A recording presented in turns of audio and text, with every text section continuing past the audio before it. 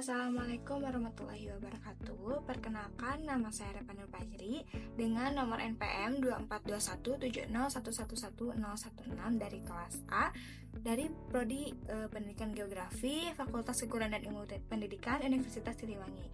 Nah, pada kali ini kita itu akan menjelajahi konsep wawasan regional geografi atau WAREG melalui studi kasus konkret di Kecamatan Manonjaya, Kabupaten Tasikmalaya.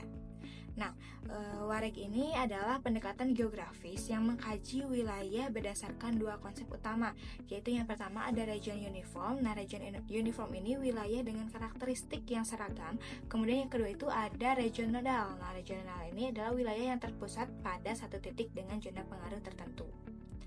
Nah, langsung saja ya ke peta yang pertama, yaitu ada peta region uniform Kecamatan Manonjaya. Nah, jika dilihat dari legenda itu terdapat tiga karakteristik penggunaan lahan. Yang pertama itu ada dataran.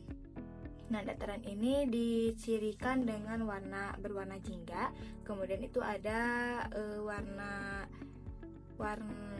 hijau yang menandakan suatu perbukitan.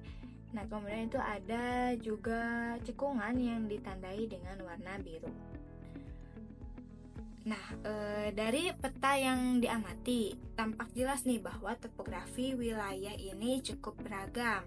Nah, sekitar 47,5% area didominasi oleh dataran yang tersebar luas, terutama di bagian tengah dan timur. Sementara itu, perbukitan menempati sekitar 37,5% wilayah dan tersebar di bagian barat, utara, serta selatan. Yang menariknya itu, cekungan hanya mencakup 12,5% dari total luas, angka yang relatif kecil namun memiliki peran yang penting. Nah, dari perspektif region uniform, masing-masing bentuk lahan ini memiliki keseragaman tersendiri. Nah, dataran umumnya memiliki karakteristik tanah yang relatif sama, pola iklim yang seragam, dan kesesuaian untuk jenis aktivitas tertentu. Ini tuh memudahkan pengembangan dengan pendekatan yang seragam. Nah, hal serupa terjadi pada perbukitan. Kondisi lereng, jenis tanah, dan iklim mikronya cenderung seragam dalam satu kawasan. Nah, makanya tidak heran kalau kita sering melihat satu jenis tanaman perkebunan mendominasi area perbukitan dalam satu wilayah yang luas. Nah, cekungan juga menunjukkan keseragaman terutama dalam hal kondisi hidrologi. Nah, area cekungan ini biasanya memiliki karakteristik drainase dan ketersediaan air yang relatif sama, sehingga cocok untuk pengembangan aktivitas yang berbasis air. Nah, yang menarik dari wilayah Kecamatan Manonjaya ini adalah bagaimana ketiga bentuk lahan tersebut saling melengkapi. Dataran sebagai pusat tidak akan bisa berfungsi optimal tanpa dukungan sumber daya dari perbukitan. Begitu juga cekungan yang berperan dalam menjaga keseimbangan air untuk seluruh wilayah. Nah, kalau dalam konteks pengembangan wilayah, distribusi lahan seperti ini sebenarnya cukup ideal karena dominasi dataran memberikan ruang yang cukup untuk pengembangan aktivitas utama, sementara perbukitan yang cukup luas menjamin ketersediaan sumber daya dan ruang untuk aktivitas pendukung. Nah, cekungan yang terbatas juga justru bagus untuk menjaga fokus pada fungsi-fungsi khusus yang memang dibutuhkan. Peta yang kedua yaitu peta regional dari Kecamatan Manonjaya.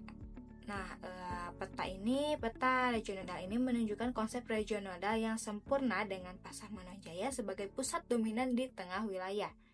Ada sekitar 15 jalur transportasi memusat ke pasar ini, membentuk pola radial yang khas.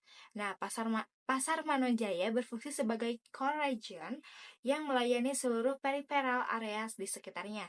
Nah, lingkaran jingga atau orange ini menggambarkan sphere of influence dari pasar tersebut. Nah, jalur-jalur yang menyebar ke segala arah menunjukkan bagaimana pasar ini terhubung dengan hinterlandnya untuk aktivitas perdagangan dan juga distribusinya.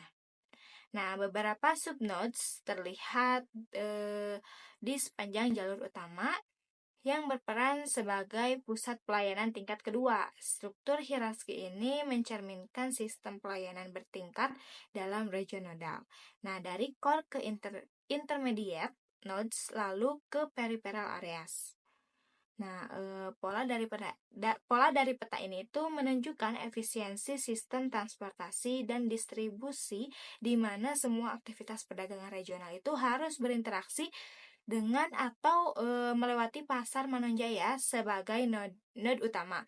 Nah, pasar ini juga menjadi pusat ekonomi yang menghubungkan produsen di daerah-daerah terpencil dengan konsumen di berbagai wilayah.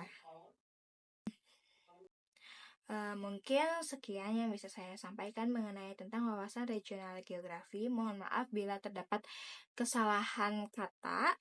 Terima kasih. Wassalamualaikum warahmatullahi wabarakatuh.